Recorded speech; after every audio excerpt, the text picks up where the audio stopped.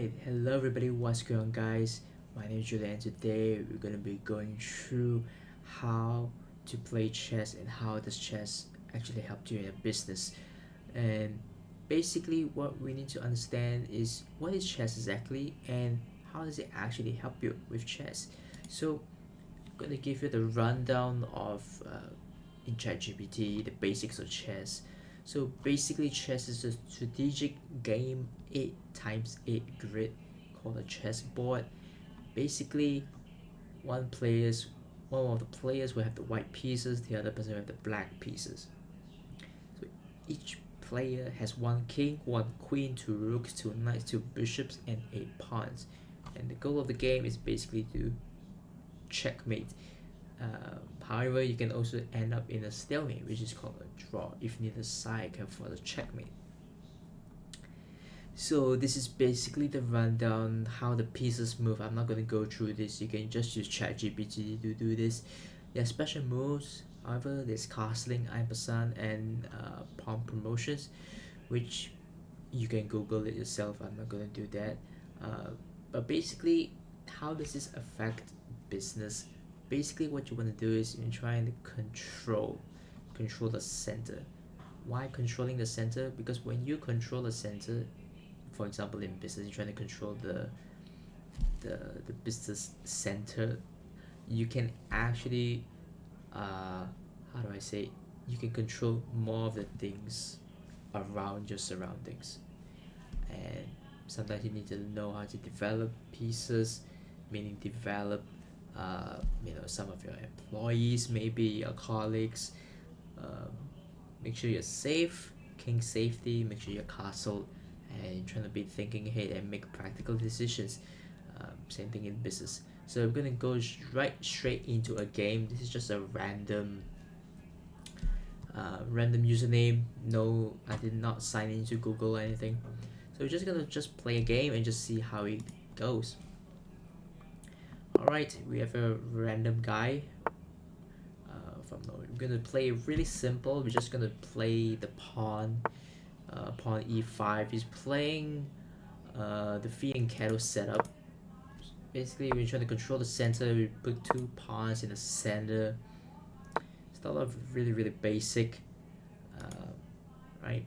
So we're gonna do this. We're gonna make sure we protect our pawn over here, right? I mean, the bishop can take the thing, right? We just take it back. Okay. Okay, do not really know what is the point of that. We're just gonna develop our pieces as per usual. If you look at ChatGPT, right, we can castle. We should just castle. He might launch an attack over here. I'm not really sure. I can't tell how people play. Okay, he's gonna do that kind of setup. So what we want to do is we're trying to develop our pieces as much as we possibly can, and our goal is to try and checkmate the king. So we're gonna be trying to do as much damage as we possibly can and see how far we can do this. So we're gonna push our pawns. We're gonna try to control and take as much space as we possibly can. He might play this or he might play this. All right, he plays that. Okay, he plays that. So I mean, might as well we just might as well just take it here. Okay, he does that. Funny enough, we should play our rook here so that we can take this bishop out of the square here. Highly recommend that actually. Take the bishop out of there. Okay. Right now we're threatening a bit of a discovery. Okay, never mind. He decides to castle there. Okay, we're gonna try to move our pieces up here. Right, gotta make sure, just gotta be a bit careful, nothing too crazy happens. Gonna move our queen, try to double stack the rooks, keep it really simple. Okay, he does that, doesn't really change anything. we're just gonna keep with our plan. We're gonna threaten the knight. The knight has to move somewhere. Okay, he does that. Okay, and right now our plan here is we're gonna be trying. Okay, we just gotta be a bit careful here. Okay, he can go here.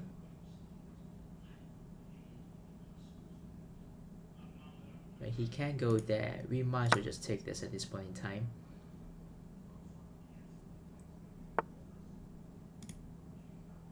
Alright. Okay. I'm gonna be threatening checkmate here. And the pawn. Alright, that is GG's. So that's basically how you start playing chess, following the simple basics. We're gonna try to analyze this as much as you can. So simply put, by following the what they teach you in ChatGPT, you should be able to do pretty well. For if you just type in ChatGPT how to play chess, it will just give you the same exact prompt output here. Basic openings: e4, e5, knight f3, knight c6. These are usually the really common openings that we can see from here. All right, let's take a look at the game that we just had. So he plays a more conservative approach. There's technically two types. There's like a more aggressive and more conservative. Conservative means a bit more defensive, I would say, a bit more passive. I'm not that type of player. I would rather play a bit more aggressive. I play e5, controlling the center. He's trying to play this fianchetto, bishop b2. He's trying to get the scope of this over here. But I put 2 pawns in the center to control as much space as we possibly can in these areas right here.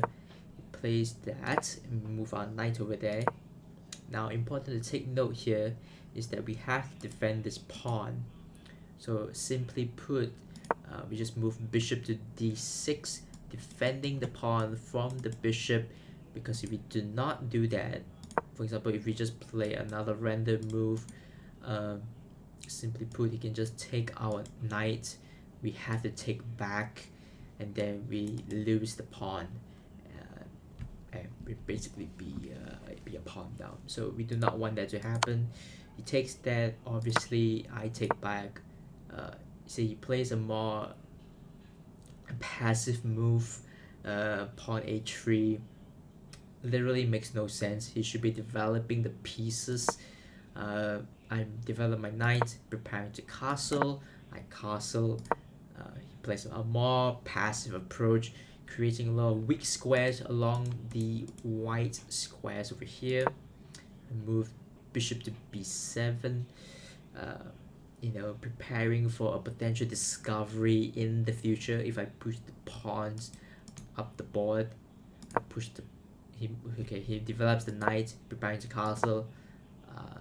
Now he tries to control the center as much as he can, but is actually losing, because you will be losing a lot of material over here.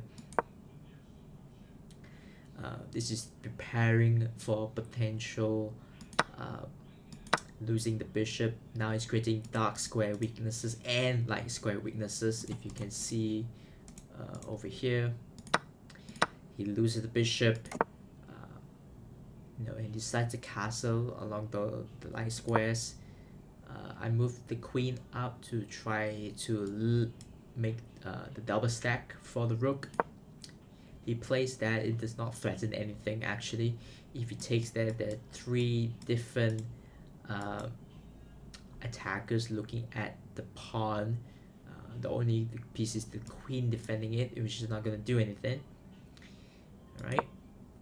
Same thing, I'm threatening to take the knight. If he does not move the knight here, basically he will lose the knight. He tries to move the knight to the center of the board, but it's threatening nothing actually.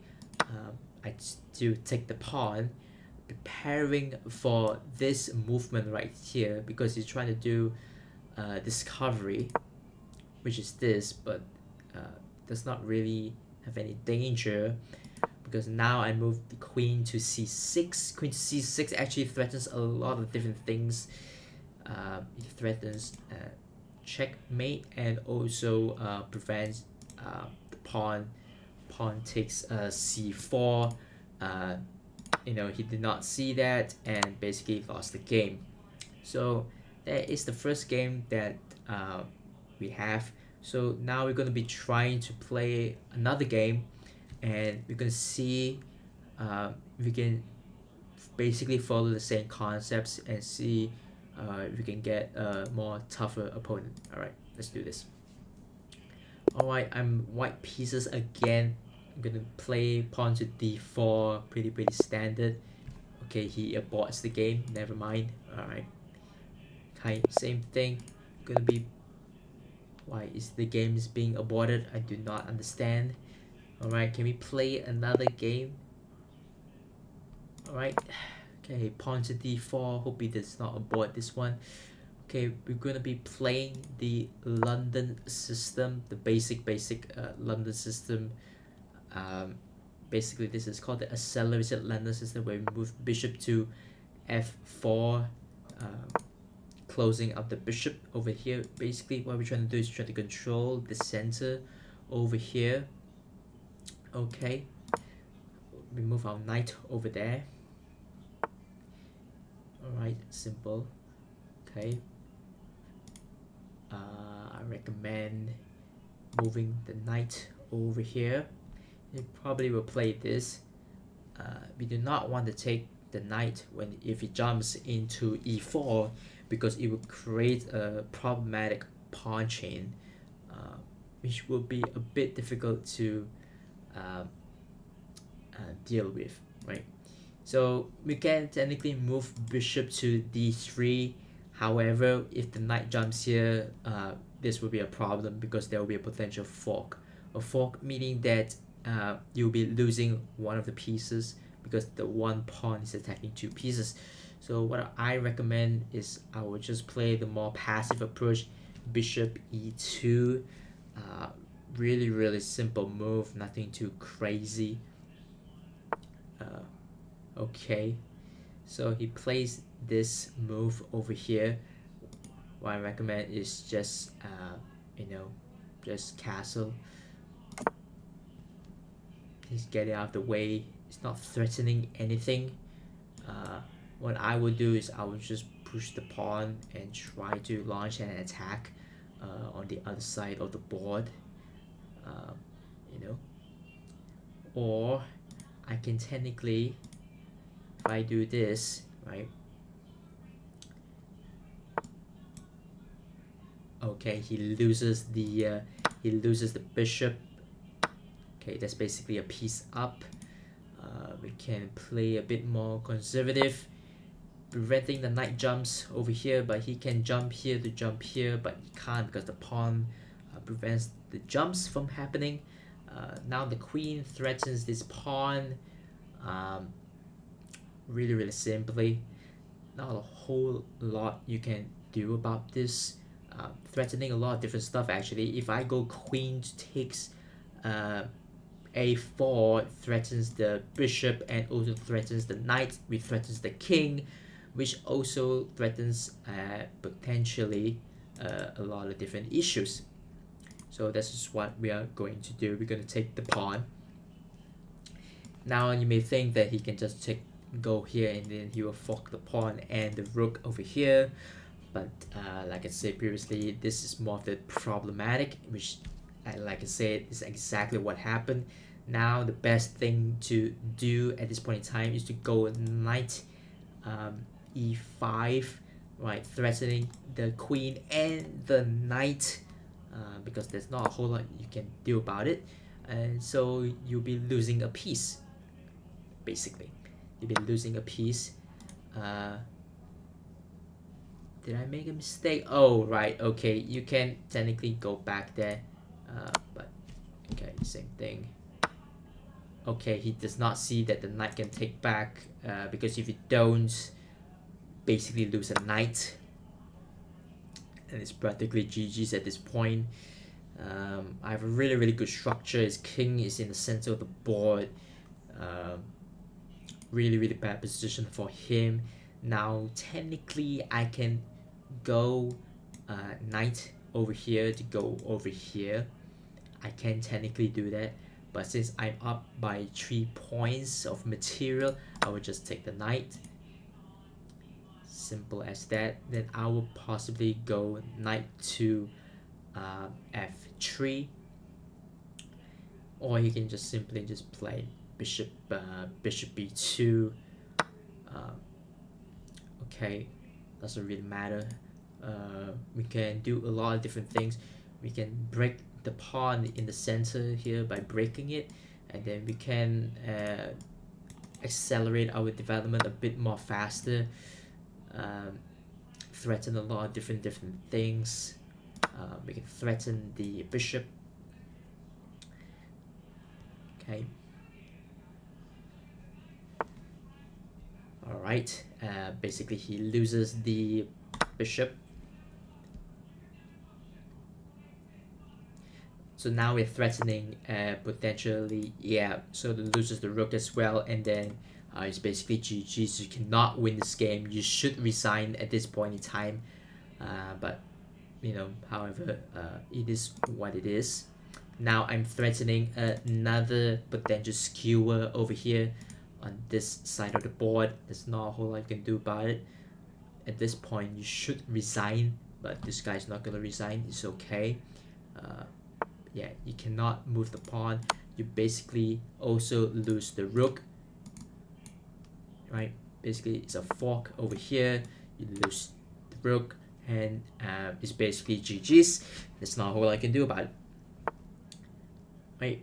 Take the pawn, you know, and try to checkmate as fast as you can, without causing stalemate. Stalemate is basically means that if you do not have any more moves to do, you know, you basically cannot win the game, right? So what we're gonna do is we're going to play rook to c7. Now he's gonna go on a wild goose chase here, right? So we're gonna try to bring this rook all the way here.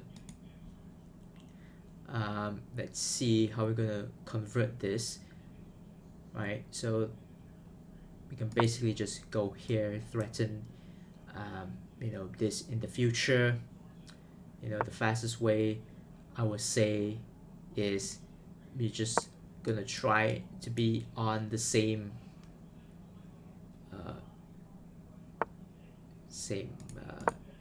same rank over here, the same right, rank number 6, right? So basically what we're gonna do is you know, we're just gonna keep this up. All right. Okay, so we can go down to bishop f3, and it's basically game over. So let's take a look at the analysis. All right. So basically what we played is we played d4, we played the London system. He plays a bit more of a aggressive approach over here, right? Plays a bit more aggressive. I move my knight, developing my position. Play a bit more passive. You know, just be careful. Do not just play this because you lose the queen. Keep it really simple. Just castle. You know, just push your pawns up to the board. It loses the bishop. The bishop is gone. You know, I'm targeting, preventing the knight from jumping, and also threatening this to threaten this to threaten this. Right, threaten the bishop. He tries to defend the knight, which actually is not a good move, because now the knight goes there. The position is really bad. Technically, if I take the queen, right, he can technically take back, but I would still be winning, because of the development in the position and the lack of castling. But he did not see that the knight can move back. I take the knight. He does not protect the structure of the pawns. Basically, what I'm trying to do is to break the pawn structure. Developing my pieces a bit more faster. Loses the bishop, and then loses the rook, and then in the future, is going to lose the rook eventually over here. And at this point in the game, you cannot win this game. You should just resign.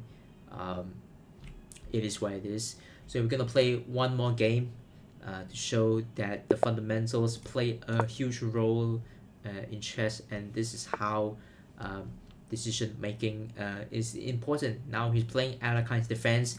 I do not know if he actually knows the line, so I'm gonna test him if he knows the line. If he knows the line, technically you should go here, or he does that. Does not really matter at this point. So what I'm going to do at this point in time is I'm going to play two pawns in the center in the accelerated, being a bit more aggressive, right? So now what I'm going to do is I'm going to be trying, okay, to see if I can trade off the knight over here, which would be really good for me. Okay, thankfully enough. And then now I'm going to develop my pieces. I already developed my bishop here. It's not moved a single bishop or knight. He's moving pawns as of now. Simply put, I'm just going to develop my knight, get into the game. Okay, he's trying to get rid of my bishop, which technically I should technically take this. Okay, right, gonna move my queen, attacking the knight. Okay, he basically loses the knight. There's not a whole lot he can do about it. Okay, and then now he loses the pawn. Okay, and you can technically castle a different way in this position. So what I'm going to do as of now is, since I'm up by 3 points, I should technically take the queen and try to castle. But right, I'll be trying to castle. Okay, I'm going to show an example. Right, I'm going to castle this way. To put it simply, I'm going to castle this way. So safer move is just be going to king to b1. Keep it really solid, preventing any tricks from the bishop over here. In the future, as of now, nothing crazy is happening. Right, and yeah, technically that is free, right? So we can go over here. Okay, he's gonna move the bishop, and then I'm going to threaten the bishop. He cannot castle the position. It's basically GG's at this point. There's no whole I can do about it. Right, so technically I can take it with the rook, but remember my knight is still hanging, so I do not want anything to happen. So to safely put, I can just take it with the knight, because I'm threatening the rook. If he goes anywhere else other than this, I can sack my knight. Right, and then this is called a discovery. A discovery meaning that when it's not pinned and you move your knight over here, the king has to move, and the king moves, I can take the rook. So this is exactly what I'm gonna do. This is called discovered check. Right, you can technically defend with this, but I still take it with rook or the knight. And yeah, you cannot win this game. You basically lost. It is what it is. And that's that. And that's the game. At this point, you should resign. You cannot win this game. Obviously, take the rook. Keep it simple and straightforward. I'm going to be threatening the rook now, and then potentially going here to take the pawns, and he loses the rook, and that is all she wrote for. Alright, and that is basically about chess. When you follow the fundamentals, you should be able to get to 1000 elo at most, following the basic concepts. And right, he should resign here. There is no way you can win this game. Two rooks and a bishop, and he has abandoned the game. So that is that. Thank you guys so much for watching. I hope you guys learned something really useful, and with that, I'll see you on another video. Alright, take care everybody.